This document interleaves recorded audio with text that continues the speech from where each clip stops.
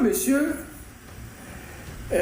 qui, depuis 2 mois, est en difficulté, qui s'est barricadé dans son palais à Lomé et qui, après le désaveu des élections municipales, je vais revenir là-dessus tout à l'heure, les élections municipales dont le taux de participation n'avoisine même pas 10%, donc c'est un désaveu sur l'ensemble du territoire, a besoin, avec ses conseillers, de manipuler un peu l'opinion. Alors, qu'est-ce qu'ils font? Ils envoient des camions dans les villages, dans les préfectures environnantes, à Bassa, à Guérenkouka, à Niamtougou, dans la Bina, à Bafilo. Ils vont ramasser les gens comme du bétail. Hein? On a promis aux gens 3 000, 4 000. On a vu les communiqués qui sont passés. Donc, on les a ramassés comme du bétail et on les a convoyés à Pia. Alors, de mémoire de Togolais et naturellement de ceux qui suivent les Evala, il n'y a jamais eu avant de bain de foule avant les Evala. Ceux qui vont souvent à Kara pour assister à ces genres d'événements, ils savent qu'il n'y a jamais eu de bain de foule avant l'ouverture des Evala. Il y a eu toujours à la fin des Evala une danse qui se fait au domicile, je pense, du président, c'était chez Yandema, maintenant chez Faure Gnassingbé. Il y a une danse de remerciement. Mais avant la fête des Evala, il n'y a jamais eu de bain de foule. Mais cette année, exclusivement, ils ont décidé de faire un bain de foule parce que Faure en a besoin. En a besoin pour flatter un peu son ego, pour se redonner un peu le moral après ces 2 mois tumultueux qu'il a traversé avec beaucoup de peine. Il en a aussi besoin pour faire croire aux gens que oui, dans son fief là-bas, il est soutenu par je ne sais qui. Donc, ils sont allés ramasser les gens comme du bétail à qui ils ont donné 2000 et ils les ont convoyés à pied là-bas à l'entrée de leur supposé château là-bas. Et Faure qui était jeudi, qui a voté jeudi à Pia, je pense que c'est jeudi qu'il y a eu les élections. C'est jeudi qu'il y a eu les élections, je pense. Ouais, Faure qui a voté jeudi à Pia, il est revenu à Lomé. Et il est retourné le lendemain pour se faire ovationner dans les rues. J'ouvre une parenthèse pour faire comprendre aux Togolais que Faure Gnassingbé, c'est quelqu'un qui s'en fout des finances publiques au Togo. Il prend l'avion comme on prend un vélo. Il prend l'avion.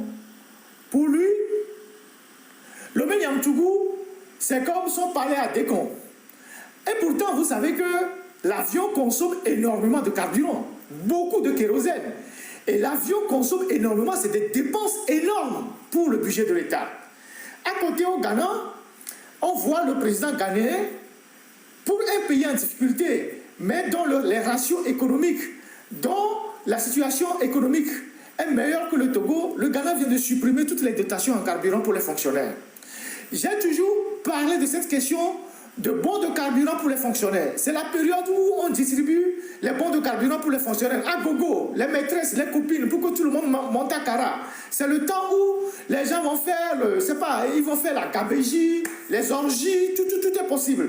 Et donc, lui, il va faire pendant toute la semaine Lomé Niamtougou, tous les jours. Il va aller le matin, il va revenir l'après-midi. Il va aller le matin, il va revenir le soir.